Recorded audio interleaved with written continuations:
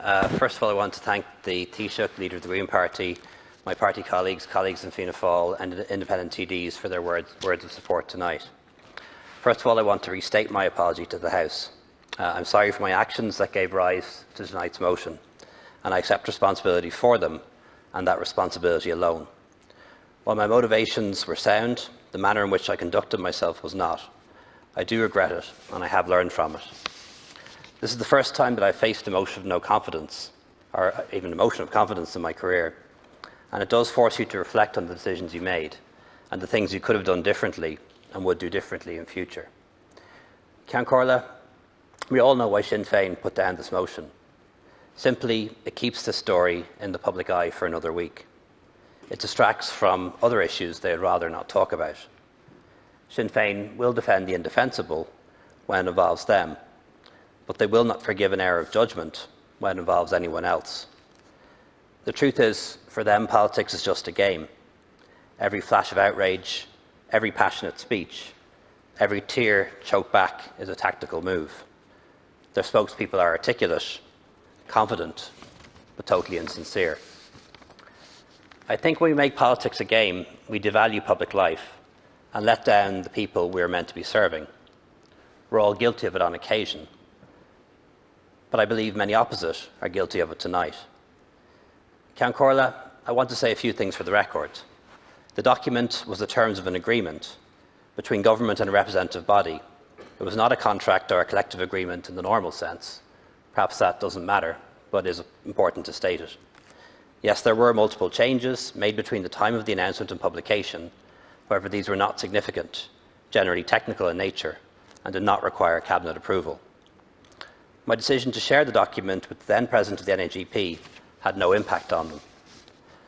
Last Thursday, there was mention of a second document in the Dáil. We've established that was a 6-page summary attached to it, and I want to clarify that there is no other occasion on which I shared a document with Dr. O'Toole. As I said last week when I spoke to the former President of the NAGP, on the weekend the story broke, we did so on 3 occasions. First, a call from me to him on the Friday night when the headlines appeared online. Second, a call from me to him to try to ascertain the date on which I posted the document for my statement.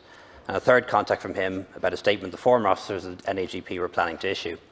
I said I didn't want to direct or advise him, but made some factual observations. I want to confirm that we have not been in contact in the 9 days since. I also want to state categorically that the error in providing the document to Dr. O'Toole, notwithstanding my good reasons, was my own. He is blameless in this regard. He is responsible only of overstating the nature of his relationship with me and the level of his influence, and for sending some messages that were offensive and inappropriate. Having said that, Ceann Comhairle, there are few in this House or across the land who would not be embarrassed about the content of messages they have sent to friends or co-workers, believing them to be private or confidential. Dr. O'Toole is a good person, a good doctor, an effective advocate for general practice and for people and patients, especially during the pandemic, and I hope that can continue. He's also someone who's genuinely committed to providing basic healthcare to those who need it the most in his charity work: homeless people, members of the travelling community, Roma and migrants, and I know that will continue. Because some people believed he was very close to me, they treated him as a pawn and then made him collateral damage, and that was raw politics at its most cruel.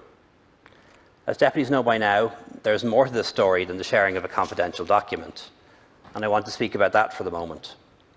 Our democracy is strong, but we're not immune from the corrosive forces being experienced in other established democracies. Fake news, conspiracy theories, the far right, the far left, unregulated fringe publications, and unverified social media. Grievances, score settling and smears, masquerading as journalism, activism, or some sort of anti-corruption crusade. I'd ask deputies in the House to reflect on your engagement with these forces. By giving them your name, by repeating their claims, you give them legitimacy, which diminishes this House. I want to put on the record that many of the claims made about me were trumped up or simply made up. Yesterday's article, for example, was just one example of this.